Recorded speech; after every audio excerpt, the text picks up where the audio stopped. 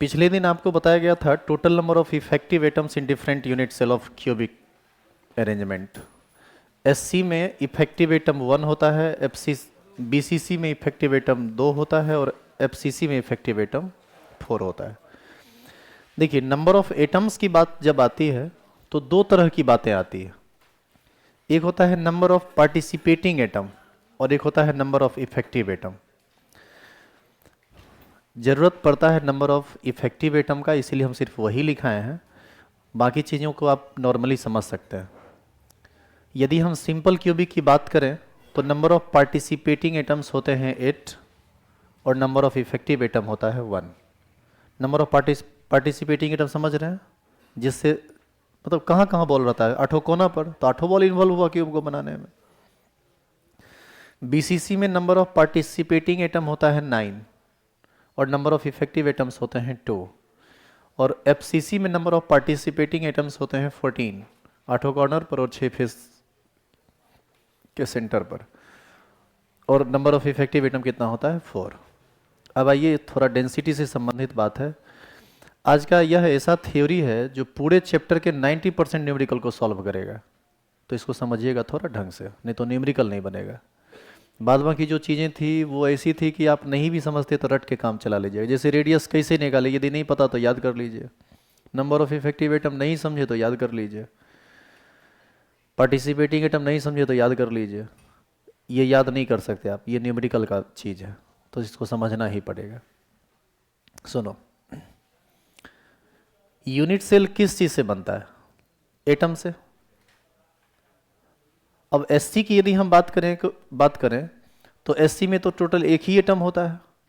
तो हम यदि आपसे पूछें कि यूनिट सेल का मास क्या होगा, तो यूनिट सेल का मास उसमें उपस्थित एटम के मास के बराबर होगा, क्योंकि मास तो एटम में होता है। तो यही बात यहाँ देखो लिखा हुआ है। आप एफसीसी बराबर 4 ये सब तो ऑलरेडी लिखे हुए हैं, आप यहाँ देखिए नीचे, यहाँ से, since the unit cell is composed by atoms, hence the mass of total number of atoms in unit cell will be equal to the mass of total number of effective atoms present in the unit cell। जैसे simple cubic के एक unit cell का मास एक atom के बराबर होगा, क्योंकि उसमें इफेक्टिव एटम ही मात्र एक है, कट छट के जो एटम बचा। यदि हम बीसीसी की बात करें तो बीसीसी के एक यूनिट सेल का मास कितने एटम के बराबर होगा, 2 एटम के बराबर होगा, क्योंकि उसमें 2 इफेक्टिव एटम है। और एफसीसी में 4 होगा। तो यदि हम मास ऑफ यूनिट सेल निकालें, सुनिएगा, मास ऑफ यूनिट सेल निकालें, तो हम इसको ऐसे लिख सकते हैं, number of effective atom into mass of 1 atom. आप सुने हम क्या बोले बताइए। नहीं, कौन चीज, किस चीज के बारे में चर्चा हो रही है, मास ऑफ यूनिट सेल की। तो हम एक लाइन बोले, एक इक्वेशन समझ लीजिए कि mass of an unit cell, an नहीं होगा, ए होगा, mass of unit cell is equal to क्या होगा, number of effective atoms into mass of 1 atom. अब जैसे 4 एटम का मास चाहिए, तो 4 एटम का यदि मास चाहिए तो तुमको एक एटम का मास पता करना पड़ेगा ना, कि एक एटम का जो मास होगा उसको 4 से मल्टीप्लाई कर दो, तो 4 इंटू मास ऑफ 1 एटम हो जाएगा। तो इस सबसे संबंधित बात होगा। पहले आप इस लाइन को लिखिए, तो यहां से सिंस द यूनिट सेल, इससे ऊपर का बात आप लिख चुके हैं, इसलिए इस सबको आप मत कीजिए। ये कैलकुलेशन का विषय वस्तु था जो आप समझ चुके हैं, इसको लिखना जरूरी नहीं होता है, इसको लिख लेंगे।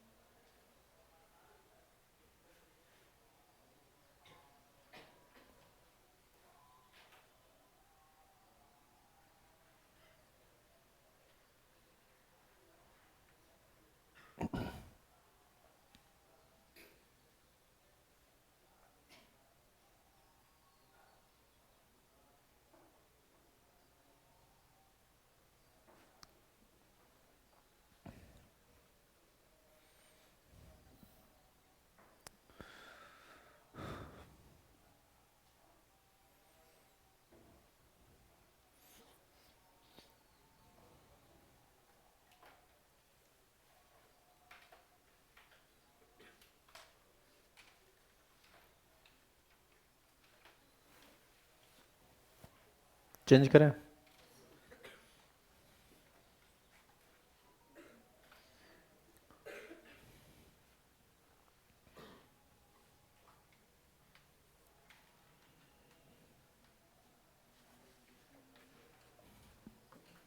देखिए इधर,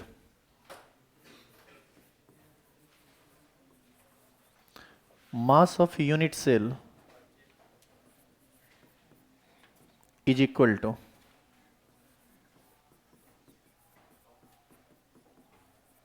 effective atoms into mass of one atom. लिखिए तो इसको,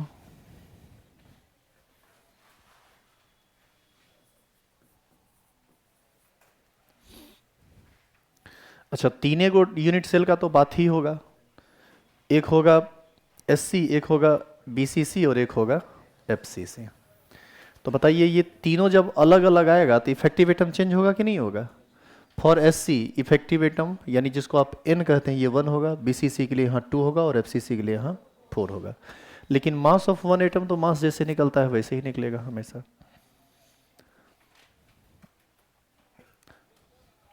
तो एक ये बात आपको ध्यान में रखना है। दूसरा, अब हम थोड़ा मास ऑफ वन एटम की बात करते हैं।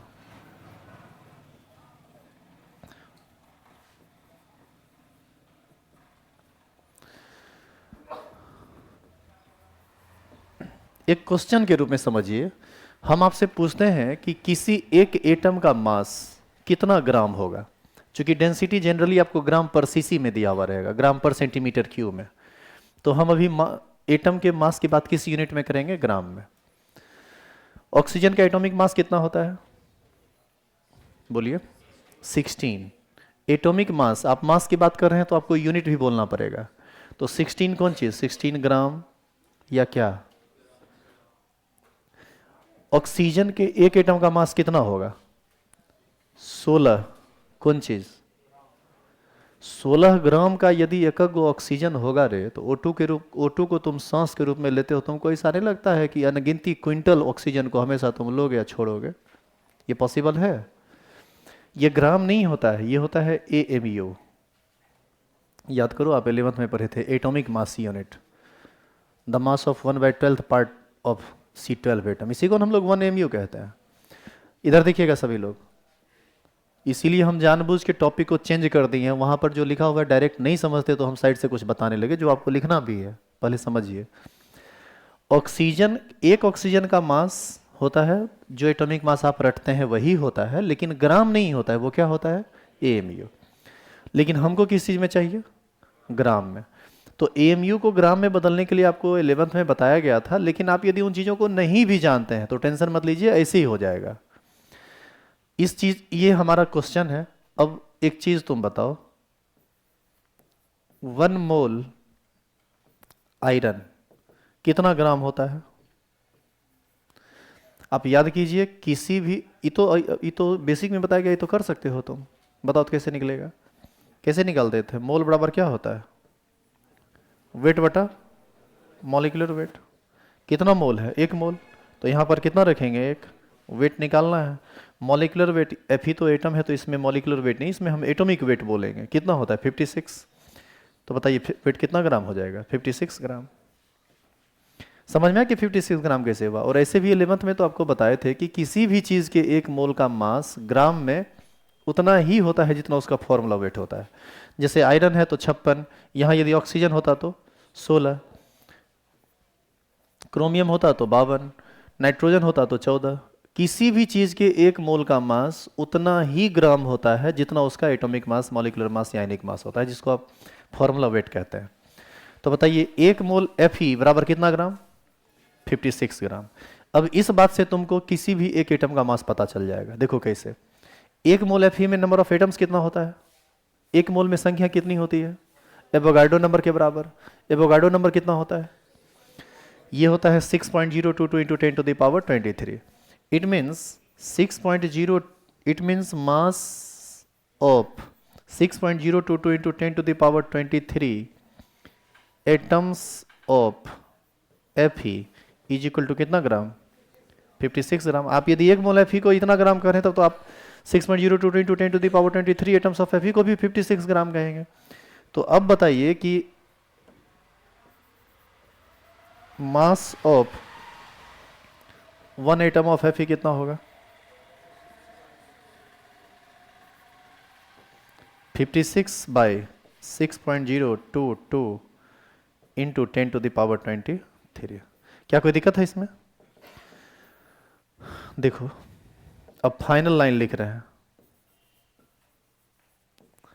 Mass of 1 atom is equal to, इसी की आपको जरूरत पड़ेगी आगे, ये जो लाइन अब लिख रहे हैं, मास ऑफ 1 एटम Fe था तो आप 56 लिए, यदि यहाँ ऑक्सीजन होता तो यहाँ 16 लेते। इसका मतलब है कि जिस एटम का मास आप निकालना चाहते हैं ग्राम में, उस एटम का एटॉमिक मास लेंगे। तो एटॉमिक मास को हम इंडिकेट कर देते हैं किस चीज़ से? m से, बटा ये क्या लिखा हुआ है? Avogadro number. ये तो आप रट के रखे हुए हैं 6.022 इंटू 10 टू द पावर 23, नहीं तो क्वेश्चन में जो देगा उसके हिसाब से चलेंगे। नहीं दिया हुआ है तो 6.022 इंटू 10 टू द पावर 23, और यदि दिया हुआ है तो जो दिया हुआ है उसको लेके चलेंगे। फिर आप कहेंगे सर दोनों में अंतर है क्या? अंतर दोनों में कुछ नहीं है। वहाँ पर क्या करता है डाटा, जैसे 6.022 इंटू 10 टू द पावर 23 है ना, इसी को वो लिखेगा 6.6 इंटू 10 टू द पावर 23। ये डिसिमल के बाद का टर्म हटा देता है, इसलिए क्योंकि इसका ना गुना भाग बड़ी टफ है। अभी अब देखोगे बहुत भारी कैलकुलेशन, बहुत बड़ा कैलकुलेशन आएगा। वहाँ पर डिसिमल अगर को लेके चलोगे तो जल्दी गुने भाग तुमसे नहीं होगा, मतलब तुम केमिस्ट्री में नहीं फंसोगे, जोड़ घटाओ गुना भाग में फंस जाओगे।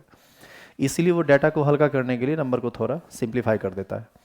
हाँ, तो ये 56m हो गया, और ये इसको क्या बोलते हैं? Avogadro number. एवोगाड्रो नंबर को किस चीज़ से इंडिकेट करते हैं? Na से। इतने ग्राम होगा। तो आप ये वाला बात याद रखिए, और कैसे हम इस चीज़ को लाए हैं इसी बात को हम वहाँ ऊपर बताए। क्या कोई परेशानी है? इसको उतारिए तो।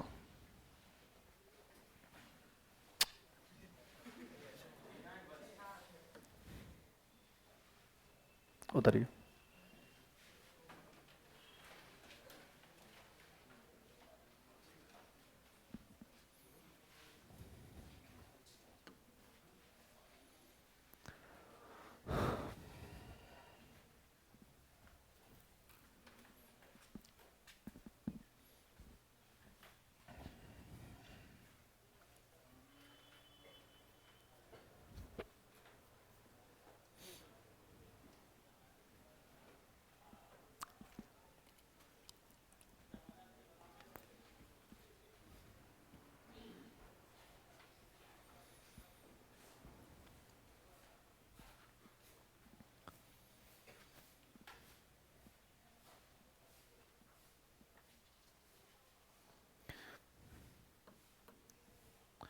तो यहाँ पर जो आप डॉट डाल के छोड़े, उसी ने डॉट का आंसर लास्ट में आया था। तो क्या होगा यहाँ पर? m by Na। यहाँ पर m क्या है? Atomic mass. और Na क्या है? एवोगाड्रो नंबर, जिसका वैल्यू होता है 6.022 इंटू 10 टू द पावर 23। कहीं कहीं पर आप देखिएगा 6.023 लिखा हुआ मिलता है, तो भी चलेगा, दोनों चलेगा। और वो उतना आया कैसे, उसके लिए आप इस नोट को लिख लीजिए, तो नीचे तक में आपको समझ में आ जाएगा कि कैसे आया। हम एक Fe एटम को रिफरेंस मानकर चले, इसी तरह से आप ऑक्सीजन को रिफरेंस मान के चल सकते थे, क्रोमियम को चल सकते थे, जिसका निकालना है मास उसका निकलेगा यहाँ से।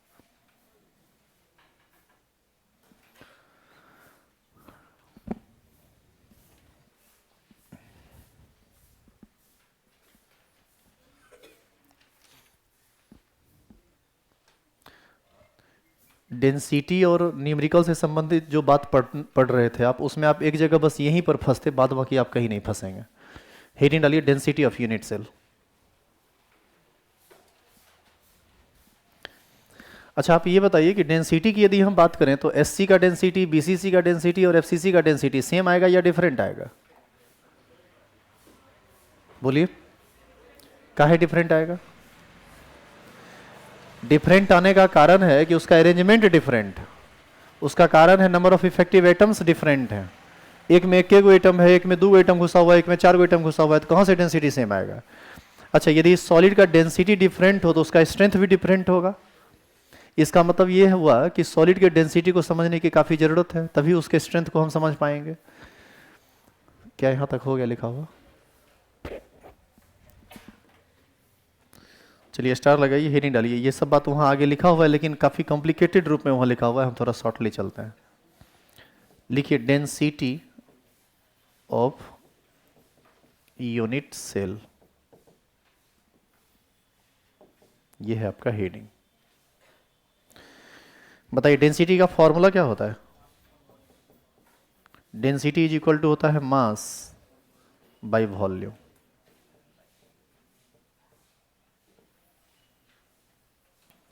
ये बात आप बचपन से पढ़ते आ रहे हैं, इसी को अप्लाई कर दीजिए।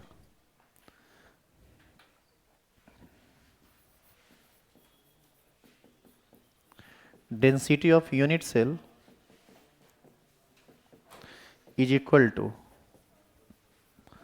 मास of unit cell by volume of unit cell.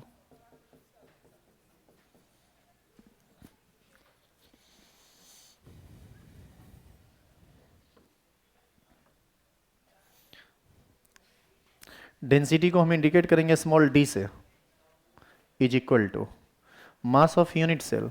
Mass of unit cell के बारे में भी देखिए तो ऊपर पर कुछ लाइन लिखे हैं, क्या लिखे हैं? Number of effective atoms into mass of one atom. तो हम यही लिखते हैं यहां, मास ऑफ यूनिट सेल के बदले effective atoms into mass of one atom. अब बटा में क्या लिखें? Volume of unit cell. आप सिंपल क्यूबिक या बॉडी सेंटर्ड या फेस सेंटर्ड किसी की बात करें, वो है क्यूब। क्यूब है तो उसका वॉल्यूम क्या होगा? वॉल्यूम ऑफ यूनिट सेल बताए थे ना, क्या? ए क्यू, हाँ या ना? तो ये होगा ए क्यू। अब सुनो, यहां लफड़ा क्या है? यूनिट का लफड़ा लगेगा तुमको। जैसे ए क्यू यहां पर आ गया सेंटीमीटर क्यू, जैसे मान लीजिए कि साइड जो है वो सेंटीमीटर में है, ए सेंटीमीटर इंटू ए सेंटीमीटर इंटू ए सेंटीमीटर, तो ये हो जाएगा ए क्यू सेंटीमीटर क्यू। तो यदि यहां पर वॉल्यूम सेंटीमीटर क्यू में है तो डेंसिटी भी किस में होना चाहिए? सीसी में। मतलब जैसे डेंसिटी आपको दे दिया 2 ग्राम पर सीसी, तो सीसी को ही हम लोग सेंटीमीटर क्यू बोलते हैं। तो ध्यान रहे कि यहाँ का लेंथ और यहाँ का लेंथ समान होना चाहिए, ठीक है? मतलब यदि ग्राम पर सीसी में है, मतलब सेंटीमीटर क्यूब में है, तो वो भी सेंटीमीटर क्यूब में होना चाहिए। यदि वो मीटर क्यूब में दिया हुआ है तो ये भी मीटर क्यूब में होना चाहिए। मतलब यूनिट को समान रख के चलेंगे तो बनेगा, नहीं तो फंसिएगा आप। और यही एक थ्योरी आएगा जिसमें आपको न्यूमेरिकल बनाना पड़ेगा, और न्यूमेरिकल बनाना पड़ेगा समझ लीजिए दिमाग हिला देगा उसमें।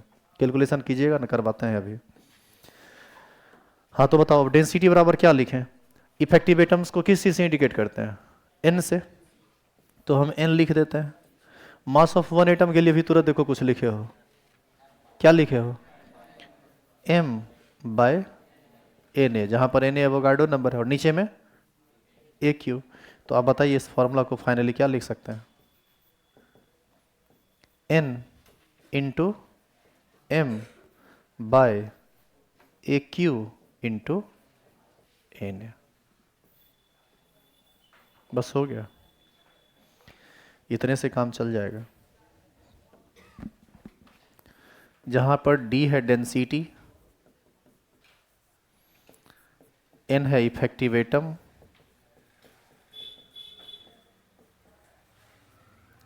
एम है एटॉमिक मास,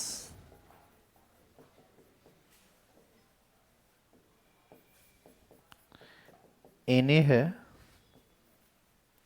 एवोगाड्रोस नंबर। ये नंबर होता है 6.022 इंटू 10⁻23। ए क्या है? ए है साइड ऑफ क्यूब।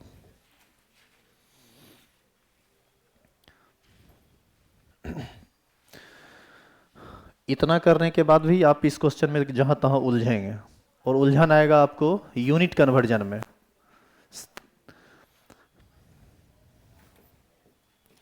एक मीटर में कितना सेंटीमीटर होता है? ये रिलेशन आप जानते हैं ना कि एक मीटर बराबर होता है 10 डेसीमीटर, बराबर होता है 100 सेंटीमीटर, बराबर होता है 1000 मिलीमीटर। ये सब बात इसके नीचे में लिख, मतलब पूरा बात लिख लीजिएगा, तब लिख लीजिएगा इसको। डीएम ये क्या है? ये डेसीमीटर, ये क्या है? सेंटीमीटर, ये क्या है? मिलीमीटर। इतना ही नहीं, एंगस्ट्राम सुने हैं आप? एक एंगस्ट्राम कितना मीटर होता है? कितना होता है? देखो जानते हो, 10 गुने। हल्ला इतना करते हो तुम लोग कभी कभी, ये सब बात भी नहीं जानता है रे। एक एंगस्ट्राम में होता है 10 का पावर माइनस 10 मीटर।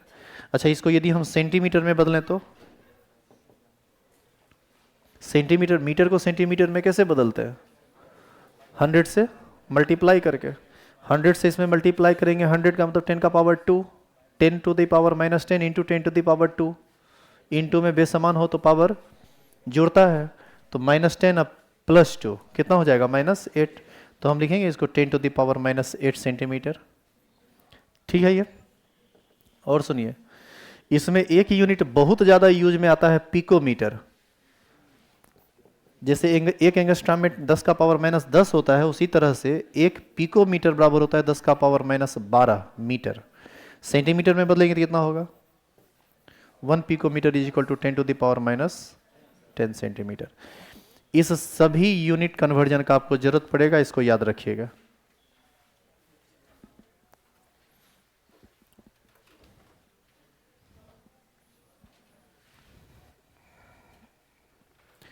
इसके बिना यहां पर आप न्यूमेरिकल सॉल्व नहीं कर पाएंगे।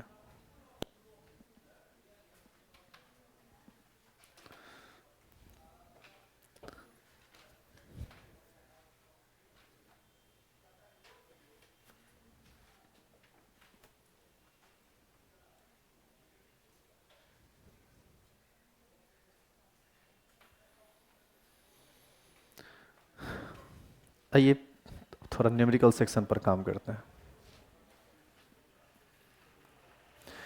टेलीग्राम चैनल सभी लोग ज्वाइन किए हुए हैं, तो क्वेश्चन यदि उस पर भेज देंगे तो तुम बनाओगे। क्या कि यहाँ लिखोगे क्वेश्चन तो बहुत टाइम लगे। अभी तो 1-2 क्वेश्चन हमको खुद करवाना पड़ेगा, क्योंकि पहले क्वेश्चन से आप काम नहीं कर सकते। एक आध को पहले थोड़ा लाइन पकड़ लीजिए क्वेश्चन बनाने वाला, फिर क्वेश्चन दे दिया जाएगा। अच्छा, हम उस पर बात करेंगे। हो गया लिखा हुआ?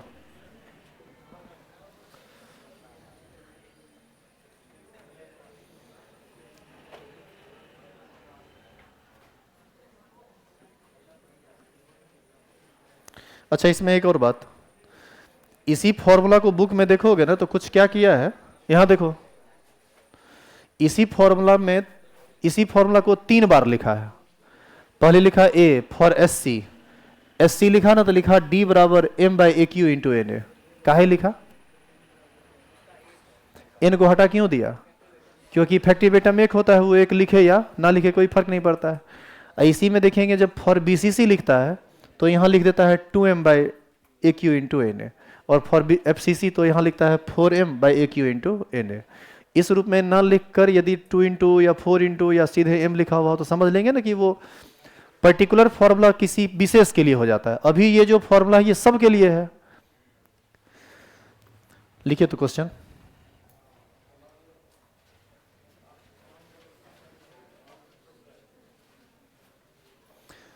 बस एक क्वेश्चन उतारेंगे, सब मत उतारिएगा, एक क्वेश्चन उतारिए तो।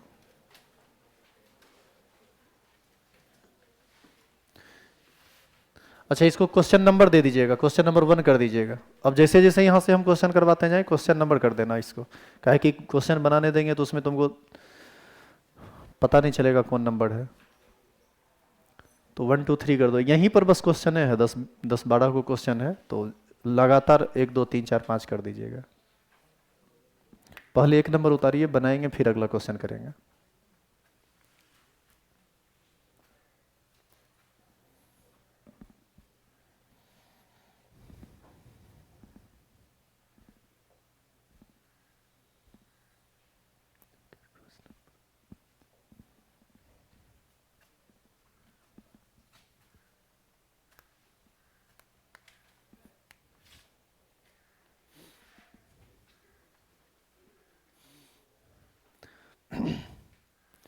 तुम लोग अभी तक एवोगाड्रो नंबर रट लिया है कि 6.022 इंटू 10⁻23 होता है। 11 से ही हम भी रटवाते आ रहे हैं, या कहीं और से भी पढ़ के आया होगा तो रटाया गया होगा। लेकिन हमको इस बात का पूरा विश्वास है कि तुमको अभी तक ये नहीं बताया गया होगा कि ये एवोगाड्रो नंबर 6.022 इंटू 10⁻23 कहाँ से आया। ये इतना बड़ा नंबर कैसे पता चला कि इतना बड़ा नंबर है? ये क्रिस्टलोग्राफी से ही पता चला।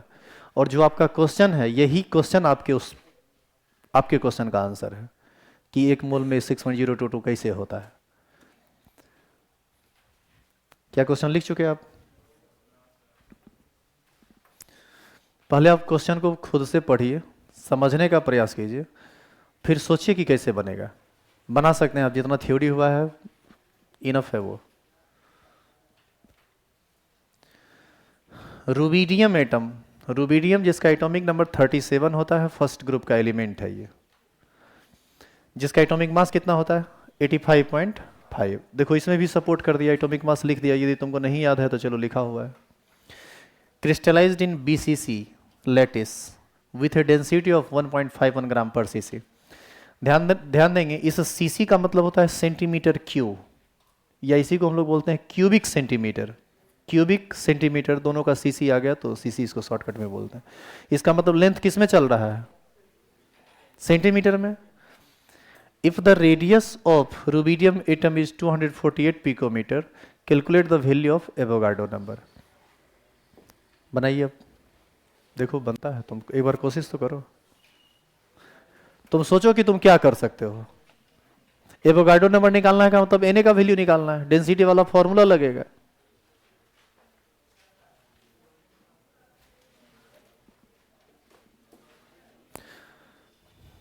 कितने लोगों को लगता है कि आप कर सकते हैं, या आपको समझ में आ रहा है क्वेश्चन कि हमको ऐसे ऐसे चलना पड़ेगा? अरे क्वेश्चन तो देखो, क्वेश्चन का फाइनल आंसर निकले या ना निकले, दिमाग में तो क्वेश्चन बन चुका होता है, प्लानिंग तो आ चुकी होती है ना कि हाँ ऐसे ऐसे करेंगे तो क्वेश्चन बनेगा। कितने लोगों को ऐसा लग रहा है कि आप प्लानिंग कर पा रहे हैं इस क्वेश्चन में कि हमको ऐसे ऐसे बनाना है? हाथ खड़ा कीजिए। तो कम लोग हैं तो एक बार देख लीजिए इसको। देखिए इधर, चलो इधर देखो। तुमसे कहा रूबिडियम एटम एटॉमिक नंबर 85.5, बताओ। देखो क्वेश्चन बनाने का तरीका क्या होता है, पहले न्यूमेरिकल बनाने का तरीका समझो। पहले क्वेश्चन का लाइन बाय लाइन पढ़ो, और उससे जो डाटा निकल के आता है उसको तुम अलग एकत्र करो। दूसरी बात है कि क्वेश्चन लैंग्वेज में होता है और तुम्हारा फॉर्मूला होता है सिंबॉलिक फॉर्म में, तो तुम लैंग्वेज और सिंबल में कॉम्बिनेशन बनाओ। तुमको यही नहीं समझ में आता है कि एम कौन है, एन कौन है, ए कौन है, आर क्या है, ये सब तुमको समझ में ही नहीं आता है, तो वैसे में तो तुम फंसते रहोगे। अब जैसे लिखा कि रूबिडियम एटम एटॉमिक मास 85.5, तो बताइए किसका वैल्यू दिया आपको? वो जो फॉर्मूला आप लिखे हैं density is equal to n into m by a cube into Avogadro number, उसमें किसका वैल्यू है? ये एम का। तो हम सबसे पहले इस क्वेश्चन के सॉल्यूशन में डाटा को एकत्र करते हैं, बाद में देखेंगे कि क्या है। आपको m का वैल्यू दिया, कितना दिया? 85.5। आगे कहता है rubidium crystallised in BCC lattice, what does it mean? इसका क्या मतलब है? हाँ हेलो,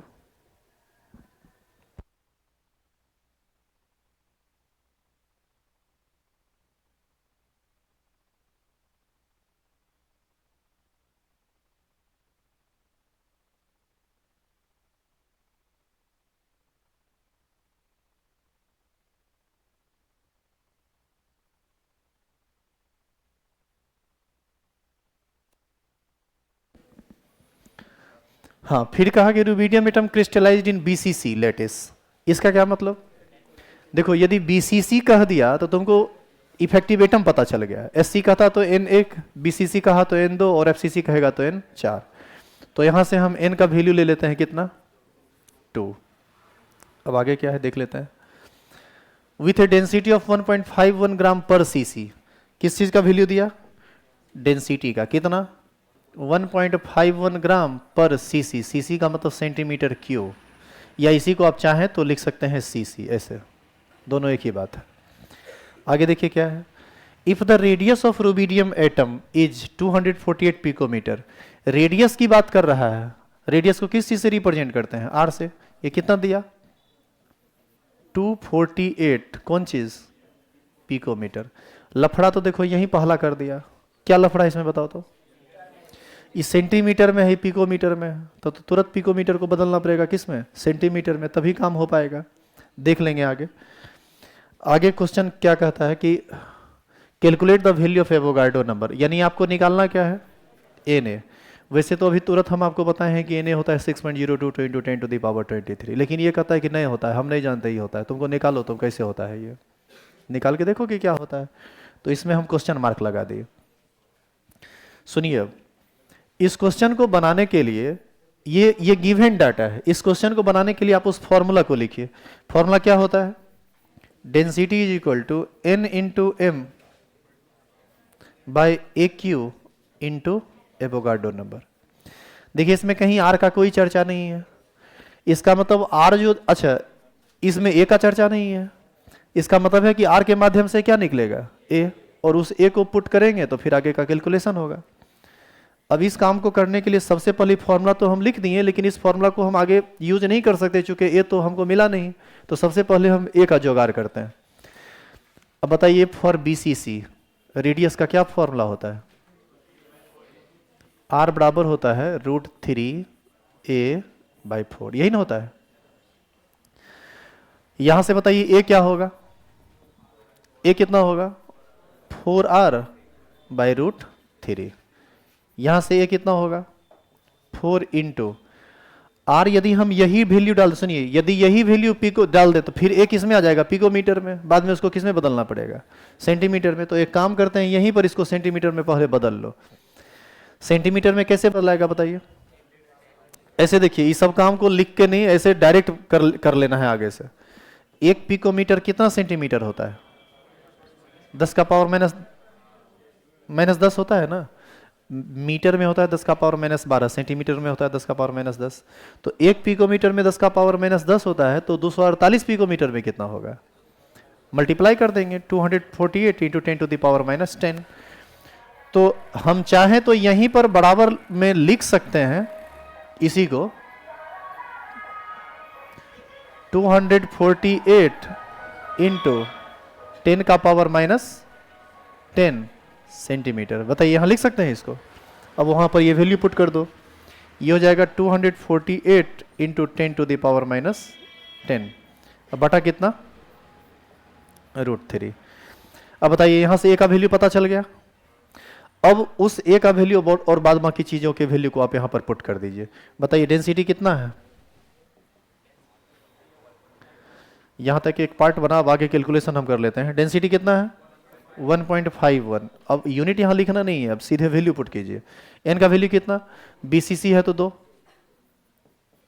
एम का वैल्यू कितना? 85.5। ए क्यू, ए कितना? 4 इंटू 248 इंटू 10⁻⁻10 बाय √3 का पावर कितना? 3 इंटू क्या? N a. अब एक इक्वेशन है, एक वेरिएबल है, वैल्यू नहीं निकल जाएगा, तो यहां से आपको एन ए का मान निकालना पड़ेगा। तो तुमको कुछ बुझाव जा रहा है? कैलकुलेशन के बारे में कुछ सोच रहे हो तो नहीं, करके आना कल घर से। उतारो पहले यहां तक। शुरू में लॉग बता रहे थे तो तुमको लग रहा होगा कि काहे बता रहे हैं। बोले थे ना कि कैलकुलेस, यदि केमिस्ट्री में तुम जोड़ घटाव गुना भाग खाली सीख जाओ तो केमिस्ट्री सिखाने की जिम्मेदारी हमारी है। खास करके फिजिकल केमिस्ट्री में गुना भाग रहेगा तो हो जाएगा। अब देखो ना, गुने भाग में तुम फंसोगे इसमें। उतारिए इसको।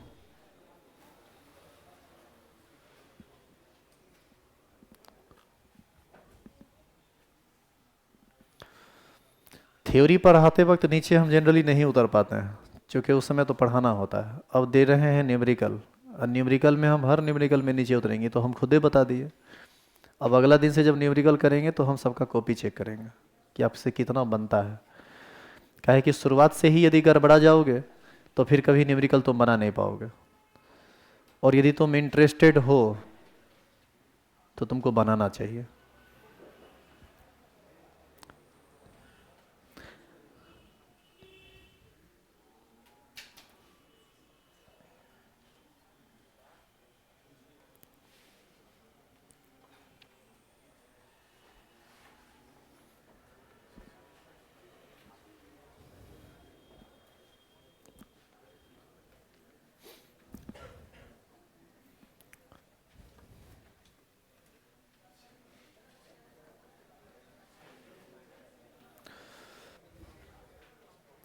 अब थोड़ा सा हम आपका इसमें हेल्प कर देते हैं, पूरा हेल्प कर दे, चट्टा कहीं का,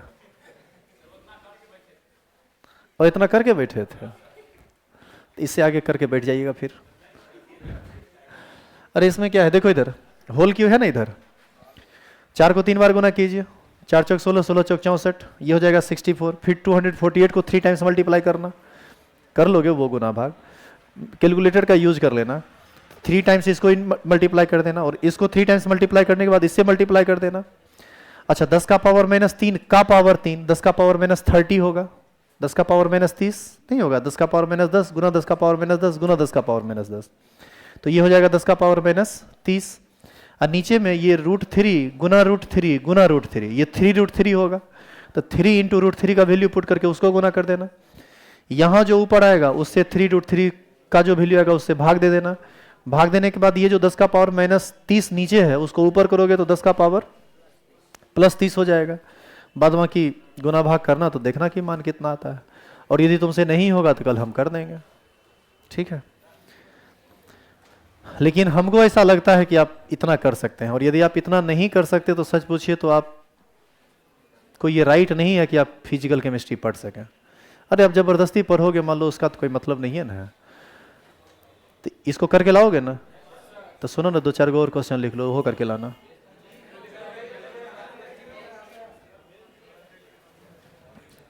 देखो ये क्वेश्चन आईआईटी में पूछा था, आईआईटी पहले सब्जेक्टिव क्वेश्चन करता था, उस समय का ये क्वेश्चन है। उतारिए तो इसको बस 2 क्वेश्चन, एक क्वेश्चन इसको पूरा सॉल्व करके लाना, और एक इसमें हम कुछ नहीं बताएंगे तुमको, ये तुमको खुद से करके लाना है। अरे फोटो तो अरे फोटो तो हम भेजिए देंगे, उतारो।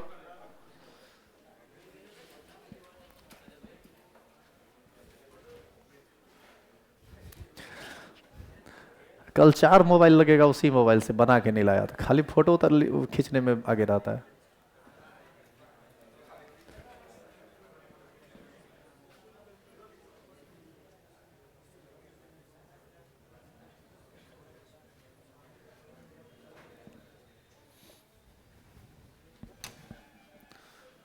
तो कल बस आपको 2 ही काम करके लाना है, एक जो अधूरा छोड़े हैं उसको पूरा करके, और एक जो पूरा छोड़े हैं उसको भी पूरा करके आइए कल।